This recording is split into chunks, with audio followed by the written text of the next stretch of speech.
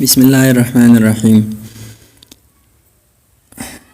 جناب په MS Excel کې موږ نن ډسکس کوو یو مارک شیټ په جوړو، سمپل مارک شیټ په جوړو.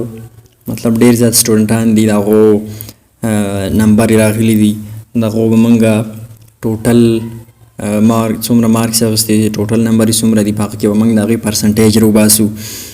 صحیح ده که نه؟ د هغې به ګریډ راوباسو، د هغې به پوزیشن راوباسو.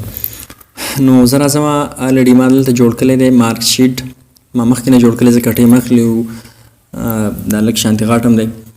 نو د ټیم د ضایع کولو د وجې ما مخکې نه جوړ کړی 2-3-4 منټه چې تاسو بچت شي، دا هم غټه خبره ده. نو ما جوړ کړی دی سمپل یو شیټ مې جوړ کړی، په هغه کې مې نیم اخیستی. مثال په طور زما سره دا 3 سټوډنټان دي. صحیح ده؟ د هغوی نیم څه دي؟ یو دی وقاص، بل دی عزیر، بل دی سلمان. دا سټوډنټان دي ما سره، د دوی دا سبجیکټس دي. انګلیش دی، اردو ده، فزیکس دی، کمپیوټر ساینس دی، CS مینس کمپیوټر ساینس، میتھس دی، اسلامیات دی، دغه 5-6 سبجیکټس دي د دوی. په هر یو سبجیکټس کې د دې 3 سټوډنټانو دومره مارکس راغلي دي. صحیح ده؟ د وقاص په انګلیش کې 65 راغلي، عزیر 39، سلمان 71. لیټ سپوز دا ټول ما هسې فرضي اخیستې چې دومره مارکس د دوی په هر سبجیکټس کې راغلي. صحیح ده؟ ټوټل مارکس څومره دي؟ ټوټل مارکس سبجیکټ 6 دي، ټوټل مارکس 550 دي. ټوټل 550 دي. نو د دې اپټین مارکس به څومره راځي؟ د دې یو پرسنټیج څونه وي؟ ګریډ، ریزلټ او د هغې پوزیشن به راوباسو موږ په لاسټ کې. نو ټول نه مخکې جناب زه راځم د دې اپټین مارکس ته. ټوټل 550 دي، په هر یو سبجیکټ کې دوی دومره مارکس اخیستي دي. نو اوس به د دې اپټین مارکس څومره راځي؟ د اپټین مارکس ته به زه چلو کوم چې جسټ سمپل فارموله به اپلای کوم، سم دا ټولې به ورله راجمع کوم چې څومره مارکس یې اخیستي دي. له به زه د دې نه دا رینج به زه سلیکټ کوم ټو دس ون، واپس بریکټ بند کوم، نو انټر به راشي. نو دی 310 مارکس اخیستي. صحیح ده؟ 6 سبجیکټ دي، په دې کې دومره مارکس دي، په دې کې دومره. صحیح ده؟ نو د دې 310 مارکس جوړ شو. اوس دا زه لاندې ډریګ کوم، پیل ډاون به کوم، کنټرول ډي به ووهم. د دې 329 مارکس را، د دې 337 مارکس را، د دې 310 مارکس را. صحیح ده؟ اوس که تاسو دلته چینجز کوئ، هلته به په خپله الریډي دلته چینجز کېږي. تاسو ګورئ دلته زه 51 نه 55 جوړوم، دلته 314 شو. صحیح ده که نه؟ بل سبجیکټ کې ولله زه چینجز کوم، لیټ سپوز ما سی کړله، دلته به الریډي د هغې مارکس سیوا شي، 342 شو. دا د دې اپټین مارکس شو. په 550 کې د دې کس 342 شو، د دې 329 شو، د دې 373 شو. لیټ سپوز زه دلم سیوا کوم، چې د دې 410 مارکس جوړ شو. دلته چینجز کوئ، دلته په خپله الریډي هغه چینجز کېږي. اوس د دې پرسنټیج به زه څنګه راوباسم؟ نو پرسنټیج فارموله به تاسو ته معلومه وي چې اپټین مارکس ایکول اپټین مارکس به زه سلیکټ کړم او دا به تقسیم کړم زه اپټین مارکس، دا به زه ډیوایډ کړم په ټوټل باندې. ټوټل مارکس زما سره 550 دي او ضرب به ورله ورکړم په 100 کې، دې نه به زما سره پرسنټیج راوځي. صحیح ده؟ 62.1882 داسې هم کېږي او داسې هم کولی شي چې دواړو طریقو سره کېږي چې اپټین مارکس شو او ضرب ورله ورکړم اول په 100 کې او بیا یې وروسته تقسیم کړم په ټوټل باندې. دواړه فارمولو سره تاسو کولی شئ. صحیح ده؟ هغه یو ریزلټ راوځي.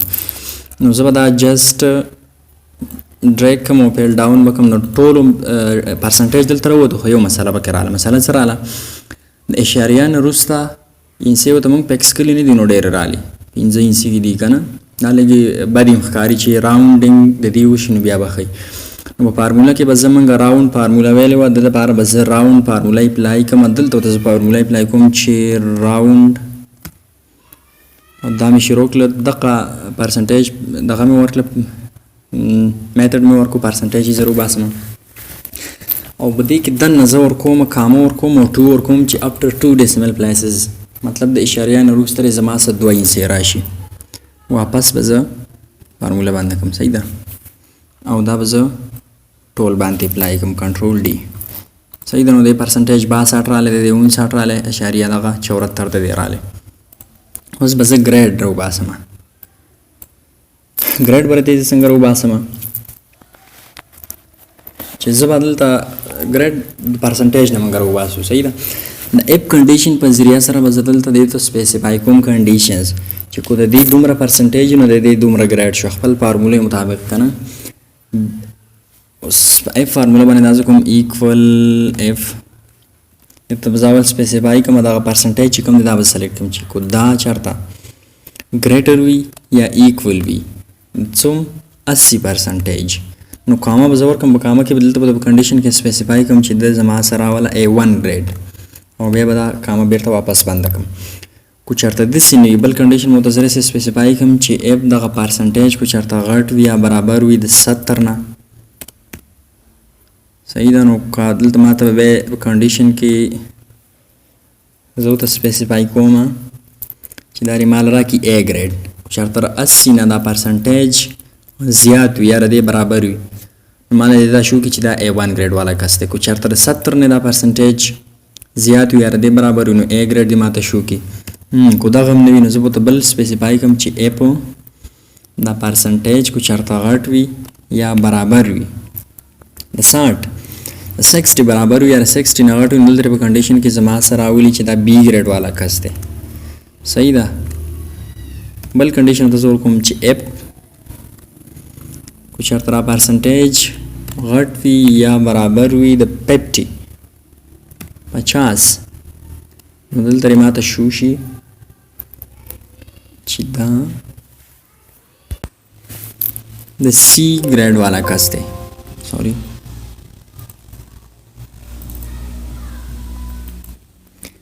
دا د C ګریډ والا کس دی. صحیح ده. اوس کو دغه هم نه وي زه به د بل کنډیشن سپیسیفای کوم چې اف کو چېرته دا پرسنټیج غټ وي یا برابر وي د 40. صحیح ده. د 40 برابر وي بیا زما څه چلو شي چې دلته یې ماته شو شي چې دا D ګریډ والا کس دی. کو دغه هم نه وي زه به ورته بل کنډیشن سپیسیفای کوم اپ ټو لاست فارموله لږه غټه ده خیر په اسانۍ سره به سمجھ کې راځي دومره ګران نه ده. اف ورکړم کو چېرته را پرسنټیج بیا غټ وي یا برابر وي د 33%. 33 د پاس کېدو د پیل کېدو لاست چې کوم مینیمم رینج دی هغه 33 دی. صحیح ده. کو چېرته 33 وي نو زما سره شو شي چې دا E ګریډ والا کس دی یا پاس دی صرف پاس په دلته هم شو لیکلی که نه. کامه به پسې بنده کړم ایلز اخرنۍ کې به زه کنډیشن ورکړم چې دا بیا پیل دی زما څه پاس نه کړو دې نه هم کمي. ایلز مطلب دا دی دې پورې خو موږ کنډیشن ورکړو چې کوم چې 4% اول ما ورکړو 80 نه سیوا یا 80 برابر نو A1 ګریډ والا کس دی. کور 70 نه برابر غټي یا 70 برابر نو A ګریډ والا کس دی. چېرته 60 نه دې پرسنټیج سیوای یا برابر نو B ګریډ والا دی. کور 50 نه دې سیوای نو C والا دی. کور 40 نه سیوای نو دا D والا دی. کو چېرته د 33 نه سیوای یا برابري دی نو دا اخرنی لاست والا اپشن دی دا E والا دی یا صرف پاس ورته مو ته شو لیکلی. ایلز کو دغه هم نه مطلب دا چې د 33 نه کمي نو دا ماله دلته ماته شو که چې پیل. صحیح ده. نو زه به داسې زه بریکټ بند کړم چې څومره بریکټ ما شروع کړي نو شپږ 1 2 3 4 5 6 شپږ بریکټ یې ما بیرته واپس بند کړي. انټر به زه ووایم دلته ماته ګریډ شو کړی دی B. زه به دلته جسټ پیل ډاون. صحیح ده. A ګریډ راته دا شو کو B راته دا شو کو C راته دا شو کو. اوس کو زه دلته د دې باندې مارکس کې چینجز کوم هلته به already ما څه چینجز کېږي. څنګه زه دلته اوس مثال په طور ورکوم دلته تاسو ګریډ ته ګورئ چینجز به راځي. نور موله سیوا کومه دلته ماته A اوس دا شو کوم نور مارکس کې موله چینجز زه وکړم A1 ګریډ شو ځکه پرسنټیج د 80 نه سیوا شو موږ ویلي کور 80 نه سیوای یا برابر 80 نه سیوای نو دا به A1 ګریډ کې موږ څه شي یا برابري د 80 چې کمی نو A شو دا اوس د 60 نه کم دی د C ګریډ کې راغلی. صحیح دی. دا د هر سټوډنټ موږ ګریډ راویستو نو دا شو ګریډ. اوس ریزلټ څه مطلب چې دا کس زما څه پیل دی یا پاس دی جسټ دقه ته زه شو کوم. زه دلته اف کنډیشن کې ورکړم چې اف فارموله به اپلای کړم خو د دې نه مخکې به زه equal اف د دې دا پرسنټیج به زه راوالم دا کو چېرته دا ګریټر یا ایکولی د 33 موږ ویلو دا 33 چې لاست مینیمم آپشن دی د پاس کېدو یا فیل کېدو. صحیح ده. دا پرسنټیج کو چېرته سیوای یا برابري د 33% نو کامه ورکړه دلته کنډیشن ورکړه چې ما ترې شو شي پاس ناقص پاس دی. ایلز کو چېرته دغه نه وي د دې نه کم وي نو دلته ما ته شو شي کنډیشن زه ورکوم پیل. صحیح ده. واپس به بسې بریکټ بند کړم. دا خو ما ته پاس کوي ځکه د دې پرسنټیج سیوا دی. دا به زه ډریګ کړم کنټرول ډي پیل ډاون ټول پاس دي ځکه پرسنټیج زما څه سیوا دی. اوس پوزیشن څه دی؟ پوزیشن تھرو رینک موږ راوباسو. رینک موږ ویلیو چې رینک موږ څه کوي ټو فایند آوټ د پوزیشن نمبر among the many persons among the many positions چې موږ له یو پوزیشن راوباسي. صحیح ده چې دا کس دا په دې پوزیشن دی دا کس په دې پوزیشن دی په دې نمبر دی. صحیح ده که نه؟ اصل کې رایټ پوزیشن موږ ته ښیي. اوس مثال په طور زه دلته ورکوم زه تھرو رینک موږ دا رجسټریشن او رینک فارموله به زه دلته ورکړم. رینک بریکټ مې شروع کړو. اوس به زه دغه پرسنټیج ورکړم. صحیح ده که نه؟ دغه به ورکړم او کامه به ورکړم چې دا کس کمپیر کا رینک موږ ویلو چې څه کار کوي رینک کمپیریزن کوي. اوس به زه را کمپیر کړم دا یو پرسنټیج د دې ټولو سره. صحیح دی. د دې پورې مې دا رینک ورکو ټول ټیبل دا پرسنټیج والا چې کوم کالم دی دغه چې دا یو کس کمپیر کړی دی نورو سره چې د دې څوم پوزیشن دی په دې ټولو کې. نو زه به انټر کړم. اولنی پوزیشن د دې دی ولې 82 پرسنټیج دی بیا 59 نو اولنی پوزیشن شو. جست چې دا زه کنټرول ډي کړم 1 2 بیا ښه نو دا به زه رسې وکړم چې په دې فارموله کې بلکې چینجز وکړم. چینجز به څنګه وکړم چې دا نیم والا دا ایج پرسنټیج والا چې کوم رینج دی دا به زه لاک کړم. جست دا اولنی به نه لاک کوم دا نور به زه ټوټل رینج به زه لاک کړم. لاک به څنګه کوم د اپور نه ما ویلو د اپور نه موږ دا لاک کولی شو ډایرکټ اپور ټول به لاک شي.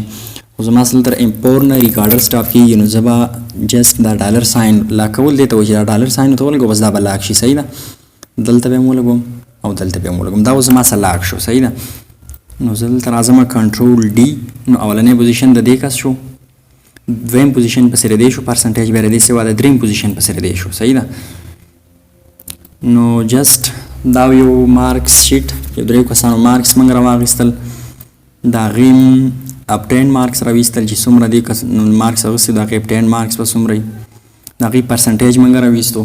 د هغې ګریډ موږ راویستو کوم ګریډ یې دی که نه A1 A B C ریزلټ والا موږ راویستو چې دا کس پاس دی کو پیل دی. د هغې نه بعد موږ پوزیشن د دې معلوم کړو چې څوم نمبر پوزیشن د دې کسانو دی. نو په فسټ دا شو سیکنډ دا شو تھرډ دا شو. نو جناب دا یو سیمپل مارکس شیټ. انشاءالله امید ده چې تاسو په دې باندې پوه شوي وئ. نور به موږ انشاءالله لږ کمپلیکیټډ شیټس جوړو. اوسه پورې ډېر بیسک شیټونه موږ ډسکس کړل. انشاءالله امید ده چې تاسو په ټول باندې پوه شوي وئ. دعاګانو کې مې یاد ساتئ. سپیشلی که تاسو زموږ چینل نه سبسکرایب کړی پلیز کایندلی ریکویسټ دی چې چینل سبسکرایب کړئ.